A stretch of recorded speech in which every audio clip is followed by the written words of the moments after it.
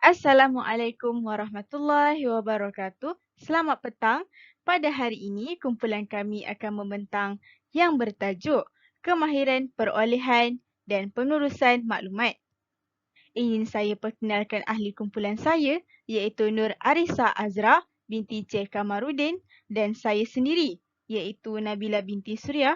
Sebelum memulakan pembentangan ini, terlebih dahulu, kami ingin mengucapkan ribuan terima kasih kepada pensyarah kami, iaitu Dr. Azizi bin Jaafar yang telah memberi kami peluang dan memberi kepercayaan bagi menyiapkan tugasan pembentangan ini. Seterusnya, kita beralih kepada pengenalan kemahiran perolehan dan penulisan maklumat. Apa itu maklumat?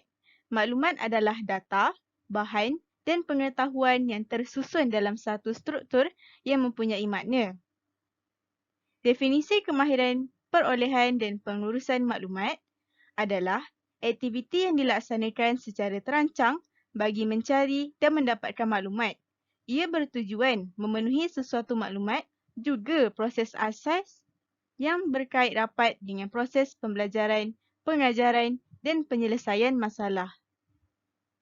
Antara sumber pencarian maklumat yang pertama adalah pencarian di perpustakaan.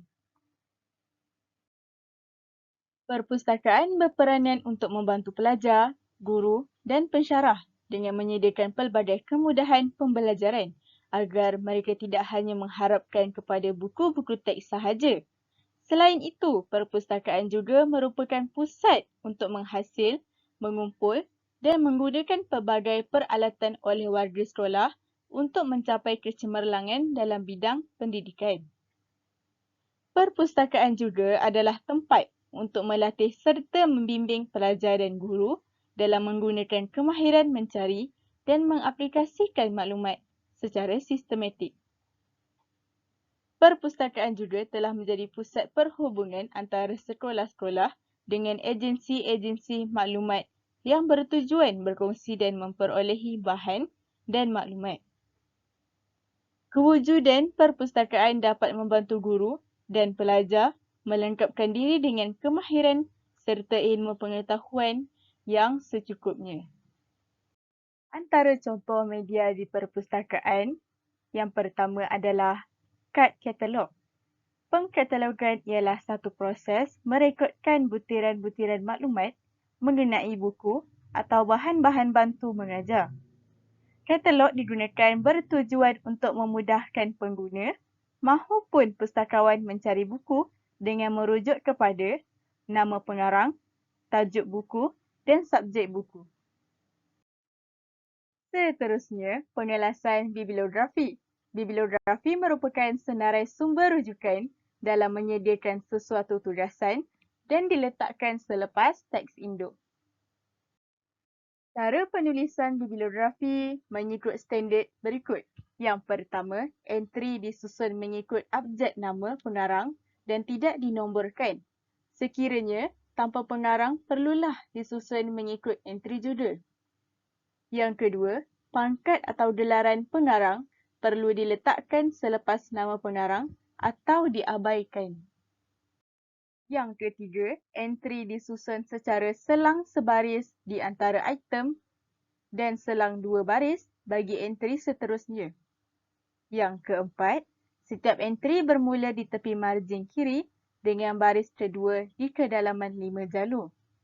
Dan terakhir, penulis menggunakan satu sistem sahaja secara berterusan penulisannya. Selain itu, antara pencarian maklumat di perpustakaan adalah indeks surat khabar. Pusat sumber melanggan akhbar harian untuk bacaan pengguna. Surat khabar disimpan dan permohonan menggunakannya dibuat di kaunter petugas. Dan indeks surat khabar disediakan untuk memudahkan pelajar mendapatkan berita dan maklumat. Mengikut pendapat Muhammad Fazil 2001, pelajar yang merujuk kepada indeks terlebih dahulu dapat memahami isi pelajaran dengan lebih mudah. Akhir sekali bagi pencarian maklumat di perpustakaan adalah abstrak. Abstrak adalah ringkasan penuh sesebuah rencana penyelidikan, ulasan atau analisa terperinci sesebuah kajian. Ia bertujuan untuk memudahkan pembaca menentukan sama ada tujuan dan hasil sesebuah penyelidikan itu bersesuaian dengan keperluan maklumat. Kebiasaannya abstrak ini terletak di bahagian hadapan. Antara kegunaan abstrak ini adalah yang pertama, tentang bahan semasa, seterusnya digunakan dalam penyampaian laporan dan akhir sekali membuat nota dan catatan yang berkesan. Seterusnya, saya akan beri kepada rakan saya, iaitu Nur Arisa Azra. Baiklah, saya akan menyambung slide seterusnya iaitu mengenai pelayaran internet. Internet ialah singkatan daripada perkataan Inggeris iaitu International Network atau Jaringan Informasi Global atau dalam bahasa Inggeris disebut the largest global network of computers that enables people throughout the world to connect with each other. Internet dicetuskan daripada idea perekanya iaitu J.C.R. Licklider dari Massachusetts Institute Technology MIT pada bulan Ogos 1962. Baiklah, ini adalah contoh ejen pencarian maklumat dari internet. Yang pertama terdapat Infosys, yang kedua Alta Vista, yang ketiga Yahoo, yang keempat Google, yang kelima Lycos dan akhir sekali Cuba atau maklumat dictionary.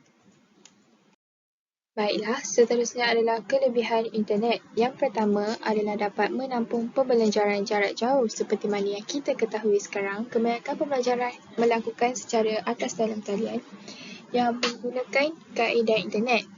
Yang seterusnya adalah tidak terbatas waktu dan ruang. Yang ketiga, pembelajaran berlaku secara interaktif. Yang keempat, dapat meningkatkan penguasaan bahasa Inggeris. Seperti yang kita ketahui, kebanyakan penggunaan internet menggunakan bahasa Inggeris berbanding bahasa-bahasa lain kerana bahasa Inggeris adalah bahasa pengantar. Yang kelima, belajar secara kolaboratif dan akhir sekali adalah mencari banyak maklumat pembelajaran.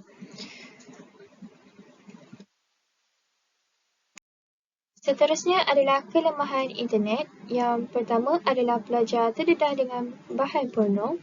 Manakala yang kedua, sumber maklumat yang tidak meyakinkan. Yang ketiga, fasiliti internet yang tidak mencukupi, terutama di luar bandar. Yang keempat, pembelajaran tidak berlaku dalam bentuk bersemuka. Manakala yang kelima, kurang kawalan daripada pengajar. Dan akhir sekali adalah pelajar lebih individualistik.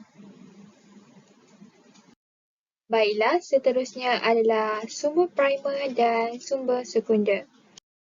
Baiklah, sumber primer atau sumber pertama bermaksud bahan yang belum diolah atau dicetak.